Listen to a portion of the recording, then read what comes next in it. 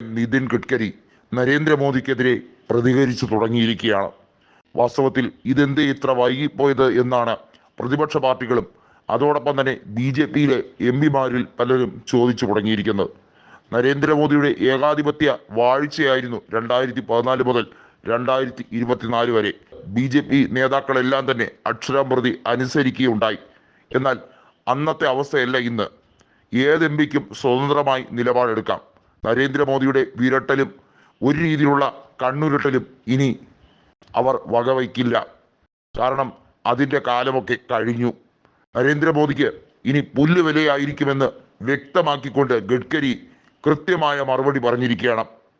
RSSന്റെ നേതാവ് കൂടിയായ ഗഡ്കരിയെ അങ്ങനെ ഇങ്ങനെയൊന്നും മോദിക്ക് തൊടാൻ കഴിയില്ല. ഗഡ്കരി പറഞ്ഞിരിക്കുന്നത് ഇപ്പോഴത്തെ മന്ത്രിസഭ ഏറ്റവും മോശമായ രീതിയിലൂടെ കടന്നുപോയിരിക്കുന്നു എന്ന് തന്നെയാണ്. സുപ്രധാനമായ പല ബില്ലുകളും ഇനി പാസ്സാക്കാൻ കഴിയുമെന്ന് വിശ്വാസമില്ല എന്ന് തന്നെയാണ് ഗഡ്കരി പറഞ്ഞിരിക്കുന്നത്. ഇത് പ്രതിപക്ഷത്തിന്റെ കരുത്ത് ഇരട്ടിയിലധികമായി വർദ്ധിപ്പിച്ചിരിക്കുന്നു എന്നതാണ് യാഥാർത്ഥ്യം. എന്നാൽ പ്രതിപക്ഷത്തിന് പോലും ബഹുമാനമുള്ള ചുരുക്കം ചില നേതാക്കളിൽ ഒരാളാണ് നിതിൻ ഗഡ്കരി. പറയേണ്ടത് കൃത്യമായി മുഖത്തടിച്ചതുപോലെ പറയാൻ ഗഡ്കരിക്ക് ഒരു മടിയുമില്ല. അതാണ് BJP നേതാക്കളിൽ പോലും ഗഡ്കരിക്കുള്ള മതിപ്പിന് കാരണം.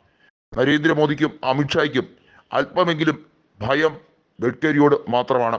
വാസ്തവത്തിൽ ഗഡ്കരിയുടെ മന്ത്രിസഭയെ കുറിച്ച് നരേന്ദ്രമോദി വാചാലനാകാറില്ല എന്നുള്ളതാണ് യാഥാർത്ഥ്യം. ഏറ്റവും മികച്ച മന്ത്രി എന്ന ഖ്യാതി മോദി സർക്കാരിൽ നേടിയ വ്യക്തി ഗഡ്കരിയാണ്.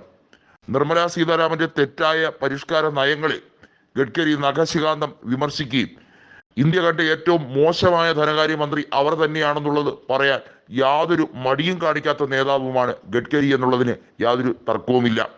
എന്നാൽ ഇപ്പോൾ ഗഡ്കരി വന്നിരിക്കുന്നത് മഹാരാഷ്ട്ര വിഷയം പറഞ്ഞുകൊണ്ടാണ്. മഹാരാഷ്ട്രയിലെ നിയമസഭാ തെരഞ്ഞെടുപ്പിൽ താൻ സഹകരിക്കണമെങ്കിൽ BJP താൻ പറയുന്നത് പോലെ അനുസരിക്കണം. ഇല്ലെങ്കിൽ BJPക്ക് മുട്ടം പണി കിട്ടും. അതിനകത്ത് യാതൊരു തർക്കവുമില്ല. ഫട്നാവിസിനെ നിലയ്ക്ക് നിർത്താൻ ഇനിയും തയ്യാറായില്ലെങ്കിൽ വിവരമറിയും എന്ന രീതിയിൽ തന്നെയാണ് ഗഡ്കരിയുടെ വാക്ക്. വാസ്തവത്തിൽ ഗഡ്കരി രണ്ടും കൽപ്പിച്ചു തന്നെയാണ്. എല്ലാ രീതിയിലുള്ള ക്ഷമയ്ക്കും ഒരു പരിധിയുണ്ട്. അതെല്ലാം ലംഘിച്ചുകൊണ്ടുള്ള നടപടിയാണ് നേതാക്കൾ പലരും നടത്തുന്നത്. പ്രതിപക്ഷ ബഹുമാനം കാത്തു സൂക്ഷിക്കാത്ത BJPയിലെ പല MP-മാരെയും ഗഡ്കരി പേരെടുത്ത് പറഞ്ഞു തന്നെ പല വേദികളിൽ വിമർശിക്കുന്നുമുണ്ട്. വാസ്തവത്തിൽ ഗഡ്കരിയുടെ പോക്ക് എങ്ങോട്ടാണ് എന്ന് BJPക്ക് വലിയ രീതിയിൽ സംശയമുണ്ട്. BJPക്കുള്ളിൽ ഒരു നേതൃമാറ്റം ഉടൻ ഉണ്ടായില്ലെങ്കിൽ കാര്യങ്ങൾ കൈവിട്ടു പോകുമെന്ന് RSSനും നന്നായി അറിയാം.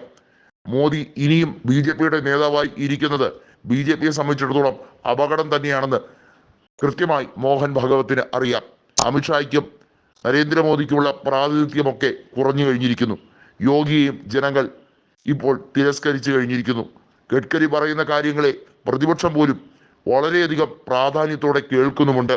ഈ സമയത്ത് ഗഡ്കരിയുടെ സാന്നിധ്യം BJPയിൽ എന്ത് രീതിയിലുള്ള മാറ്റമാണ് ഉളവാക്കുന്നതെന്ന് വലിയ രീതിയിൽ തന്നെയാണ് RSS ചിന്തിക്കുന്നത്. എന്നാൽ RSSന്റെ പല അഭിപ്രായങ്ങളും ഗഡ്കരിയുടെ തന്നെ അഭിപ്രായമാണ് എന്നുള്ളതാണ് BJPയെ ഏറ്റവും കൂടുതൽ പ്രതിസന്ധിയിലാക്കുന്നത്. മോദിയും അമിത്ഷായും ഒന്നും കണ്ട RSS അല്ല ഗഡ്കരി കണ്ട RSS. നാഗ്പൂരുകാരനായ ഗഡ്കരിയെ ഇങ്ങോട്ട് ചൊറിയാൻ വരണ്ട